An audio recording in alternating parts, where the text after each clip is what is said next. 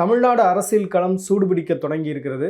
இன்னைக்கு இந்த வீடியோவில் வந்து ஓபிஎஸ் உடைய ஸ்டாண்டு தான் என்ன, ஓபிஎஸ் வந்து எந்த அணிக்கு போக போகிறார் அப்படின்றது இன்னைக்கு பொலிட்டிக்கல் சினாரியோவில் பேசப்படக்கூடிய ஒரு விஷயமாக மாறி இருக்கிறது. ஓபிஎஸ் கூட இருந்த பல நிர்வாகிகள் வந்து மாற்றுக் கட்சிக்கு போய்விட்டார்கள். குறிப்பாக திமுக பக்கம் படையெடுக்க ஆரம்பிச்சிருக்காங்க அப்படின்றத பார்க்க முடியுது. ஓபிஎஸை பொறுத்தவரையில் நீங்கள் முன்னாடி போங்க, நான் பின்னாடி வரேன் அப்படின்னு சொல்லிட்டு காத்திருக்கிறாரா, இல்லை அவர் வந்து என்டிஏ அலைன்ஸில் ஜாயின் பண்ணுறது தான் அவருடைய முடிவாக இருக்கா? இன்னொரு பக்கம் பார்த்தீங்க அப்படின்னா அவருடைய ஃப்ரெண்டு, அவர் சீனியர் பர்சன் செங்கோட்டையன் அவர்கள் வந்து அவரோட டச்சில் இருக்காங்க. செங்கோட்டையன் எப்படியாவது வந்து ஓபிஎஸ் உள்ளே கொண்டு வந்துடுவார், டிடிவியை மிஸ் பண்ண மாதிரி ஓபிஎஸை மிஸ் பண்ண மாட்டார் அப்படின்லாம் வந்து சொல்லிட்டு இருக்காங்களே. அப்போ தாவேகா பக்கம் வந்து ஓபிஎஸ் போக போகிறாரா அப்படின்றதும் ஒரு பெரிய டிஸ்கஷனாக மாறிட்டுருக்கு. தோ ஓபிஎஸோட பெரிய நிர்வாகிகள் கூட்டமோ இல்லை வந்து மக்கள் அலையோ இல்லை என்றாலும் கூட பார்த்திங்கன்னா அவருக்கு சமூக ரீதியான ஒரு பின்னணி இருக்கிறது. அந்த பின்னணியின் அடிப்படையில் அவருக்கு ஒரு வாக்கு வங்கி இருக்கிறது அப்படின்றத அவர் ராமநாதபுரத்தில் வந்து நாடாளுமன்ற தேர்தலில் போட்டியிட்ட போதே நமக்கு தெரியும். அவ்வளவு எதிர்ப்புகள், அவ்வளோ விஷயங்களையும் தாண்டி அவர் 2ஆம் இடத்துக்கு வந்தார் அப்படின்றத பார்க்க முடியுது. அந்த வகையில் அவருக்கு ஒரு சமூக பேக்கிங் அப்படின்றது இருக்குது. பாஜகவை பொறுத்தவரையில் ஓபிஎஸ்ஸை எப்படியாவது இந்த அலைன்ஸ்குள்ளே கொண்டு வரணும் அப்படின்றது அவங்களுடைய விருப்பமாகவும் இருக்குது. ஈவன் ஓபிஎஸ்க்கும் கூட பார்த்தீங்க அப்படின்னா இந்த இந்தியா அலைன்ஸில் தான் நம்ம வந்து 2026 எலெக்ஷனில் நம்ம இருக்கணும், அங்கம் வைக்கணும் அப்படின்ற ஒரு எதிர்பார்ப்பும் இருக்குது அப்படின்னு சொல்கிறாங்க. தோ அவருக்கு வந்து இப்போ டிவிக்கோட போகிறதுக்கான ஆப்பர்ச்சுனிட்டி, திமுக பக்கம் போகிறதுக்கான ஆப்பர்ச்சுனிட்டி ரெண்டும் இருந்தும் கூட பார்த்தீங்க அப்படின்னா என்டிஏ அலைன்ஸில் இருப்பது தான் சரி. ஏன்னா அதிமுகவிலிருந்து பிரிந்த இயக்கங்கள் அத்தனையும் வந்து என்டிஏ அலைன்ஸ்குள்ளே கொண்டு வந்துட்டாங்க. ஸோ இப்போ என்டிஏ அலைன்ஸில் இருந்தால் தான் நமக்கான மரியாதை அப்படின்றது கிடைக்கும். அது மட்டும் இல்லாமல் பார்த்தீங்கன்னா அவருடைய சமூகமும் கூட வந்து பேக்கிங் பண்ணணும் அப்படின்னா அவர் வந்து எங்கே டிடிவி தினகரன், எங்கே வந்து அதிமுக இருக்கும் அந்த இடத்துல இருந்தால் அவருக்கு ஒரு மரியாதை இருக்கும். நிச்சயமாக அது வந்து அவருக்கு ஓட்டாகவும் மாறுவதற்கான வாய்ப்பு இருக்குது அப்படின்னு பேசப்படுது. இப்போ எடப்பாடி பழனிசாமியை பொறுத்தவரையில் அதிமுகவுக்குள்ளே பன்னீர்செல்வத்தை சேர்த்துக்கவே முடியாது. ஆனால் அமமுக சிம்பிள்லையோ இல்லை அமமுகவோட இணைந்தோ அவர் வந்து வர்றாரு அப்படின்னா எங்களுக்கு பிரச்சனை இல்லை பாஜகவுடைய சிம்பிளில் அவர் நின்னாலும் எங்களுக்கு பிரச்சனை இல்லை.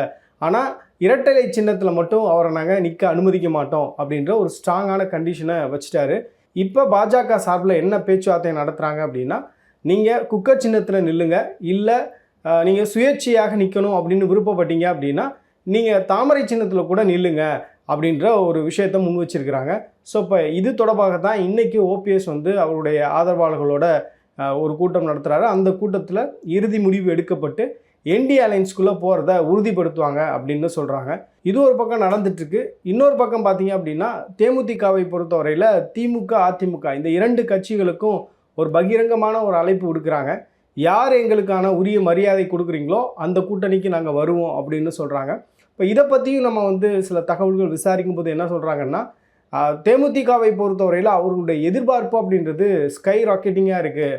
அவர்களுடைய அந்த பலத்துக்கு ஏற்ற மாதிரியான ஒரு எதிர்பார்ப்பு இல்லை அப்படின்ற ஒரு விஷயத்த சொல்கிறாங்க. இப்போ திமுகவை பொறுத்தவரையில் தேமுதிகவை அக்கமடேட் பண்ணுறதுக்கு ரெடியாக இருக்காங்க. ஆனால் சிங்கிள் டிஜிட்டில் தான் நாங்கள் நம்பர் தருவோம் அப்படின்னு சொல்கிறாங்க. ப்ளஸ் ராஜ்யசபா எம்பி அந்த கோரிக்கையை நாங்கள் ஏற்றுக்கிறோம், எங்கள்கிட்ட 4 எம்பி சீட்டு வரப்போகுது, ஸோ அதில் வந்து ஒன்று கொடுக்குறதுல பிரச்சனை இல்லை அப்படின்றது திமுகவுடைய ஸ்டாண்டு. ஆனால் தேமுதிகவை பொறுத்தவரையில் இரட்டை இலக்கத்தில் எங்களுக்கு வந்து நீங்கள் நம்பர்ஸ் தரணும், அது மட்டும் இல்லாமல் கூட்டணி ஆட்சியிலையும் எங்களுக்கு பங்கு வேணும் அப்படின்ற ஒரு கோரிக்கையை வைக்கிறாங்க. இப்போ காங்கிரஸ் கேட்கக்கூடிய அந்த கோரிக்கையே திமுக வந்து செவிமடுக்கலை. இங்கே வந்து கூட்டணி வேணால் வச்சுக்கலாமே தவிர கூட்டணி ஆட்சியெல்லாம் பாசிபிளே இல்லை அப்படின்றது தான் திமுகவுடைய நிலைப்பாடு. காங்கிரஸே அவங்க வந்து லெஃப்ட் ஹேண்டில் டீல் பண்ணும்போது தேமுதிகவை எப்படி அவங்க வந்து என்டர்டெயின் பண்ணுவாங்கன்னு தெரில. அதனால் திமுகவும் தேமுதிக மேலே பெரிய இன்ட்ரெஸ்ட் காமிக்கலை அப்படின்றது தான் இன்றைக்கி இருக்கக்கூடிய ப்ரெசன்ட் சினாரியோ. இன்னொரு பக்கம் பார்த்திங்க அப்படின்னா அதிமுகவை பொறுத்தவரையில் நாங்கள் ஆல்ரெடி ப்ராமிஸ் பண்ண மாதிரி ஒரு எம்பி சீட்டு நாங்கள் கொடுத்துருவோம், ராஜ்யசபா எம்பி சீட்டு கொடுத்துருவோம், அதே மாதிரி ஒற்றை இலக்கத்தில் தான் உங்களுக்கு வந்து இடங்கள் ஒதுக்கி தரப்படும் அப்படின்றத எடப்பாடி பழனிசாமி ரொம்ப கராராகவே சொல்லிட்டார் அப்படின்னு சொல்கிறாங்க. இப்போ பாஜகவை பொறுத்தவரையில் என்ன நினைக்கிறாங்கன்னா, சின்ன சின்ன கட்சிகளுக்கு கூட நம்ம வந்து விட்டுறக்கூடாது, இந்த முறை கவனமாக நம்ம வந்து சரியாக ஸ்டிச் பண்ணணும் அலையன்ஸு, அப்போ வந்து நமக்கு அது பெரிய அளவில் பலன் தரும், அதனால் வந்து தேமுதிகவை உள்ளே கொண்டு வரலாம் அப்படின்றது பாஜகவுடைய அழுத்தமாக இருக்குது. ஆனால் எடப்பாடி பழனிசாமியை பொறுத்தவரையில் அவர்களுக்கு வந்து ஓட் பர்சன்டேஜ் அப்படின்றது ரொம்ப குறைவாக இருக்குது, அவர்களுடைய எதிர்பார்ப்பு ரொம்ப பெருசாக இருக்குது. ஸோ இப்போ அவங்க இந்த கூட்டணிக்கு வந்தாங்க அப்படின்னா நிச்சயமாக வெற்றி பெறுவதற்கான வாய்ப்புகள் இருக்குது. சிங்கிள் டிஜிட்டில் வந்தாங்க அப்படின்னா நம்ம 8 இடங்கள் வரையும் கொடுக்கலாம் அப்படின்றது தான் அதிமுக நிலைப்பாடாக இருக்குது. இப்போ இதுக்கு முன்னாடி வந்து விருதுநகர் நாடாளுமன்ற தொகுதியில் விஜய் பிரபாகரன் போட்டியிட்டார். அப்போ பார்த்திங்கன்னா அவருக்கும் வெற்றி பெற்ற மாணிக்கம் தாகூருக்கும் ஒரு 4000 வாக்குகள் தான் வித்தியாசம். அப்போ அதிமுக களத்தில் கடுமையாக வேலை செய்தார்கள். அதிமுகவோட தேமுதிக இருந்ததுனால அந்த ஓட் கன்சாலிடேஷன் அப்படின்றது சரியாக நடந்தது. அதன் விளைவாக தான் ரொம்ப ஒரு க்ளோசஸ்ட் எலெக்ஷனாக அது இருந்தது. ஸோ அப்போ அந்த மாதிரி வெற்றி வாய்ப்பு இருக்கக்கூடிய தொகுதிகளாக பார்த்து தேமுதிக நின்னா நிச்சயமாக அவர்கள் வந்து சட்டமன்றத்துக்குள்ளே போவதற்கான வாய்ப்புகள் இருக்குது அப்படின்றதும் அதிமுக தரப்புலேருந்து சொல்லப்பட்ட விஷயமா இருக்குது.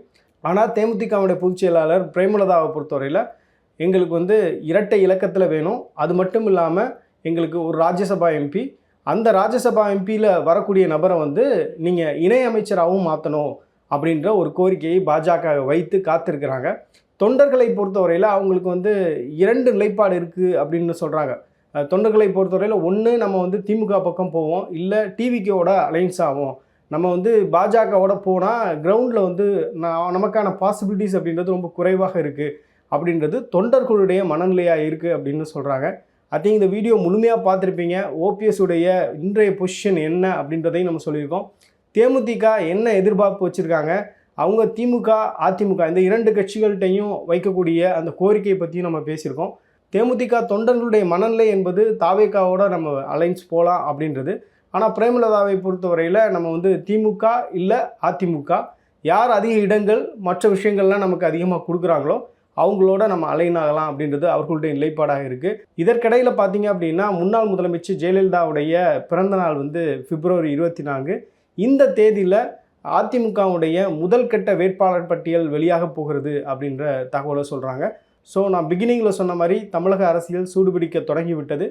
என்டிஏ அலைன்ஸ் வந்து ரொம்ப கொலாப்ஸ்டாக இருந்தாங்க அப்படின்னு பேசப்பட்ட நிலையில் அவங்க இப்போ ஸ்ட்ரக்சர்டாக அவர்களுடைய அலைன்ஸ் எல்லாம் வந்து பண்ண ஆரம்பிச்சிட்டாங்க. இன்னொரு பக்கம் திமுகவில் சிறிய சிறிய குழப்பங்கள் இருக்குது அப்படின்றத பார்க்க முடியுது. ஐ திங்க் அவங்களும் வந்து இனி வரக்கூடிய நாட்களில் அவர்களுடைய அரசியல் விளையாட்டை வேகப்படுத்துவாங்க அப்படின்றத நம்மளால் புரிஞ்சிக்க முடியுது. ஸோ நீங்கள் என்ன நினைக்கிறீங்க அப்படின்றதையும் கமெண்ட் செக்ஷனில் சொல்லுங்கள்.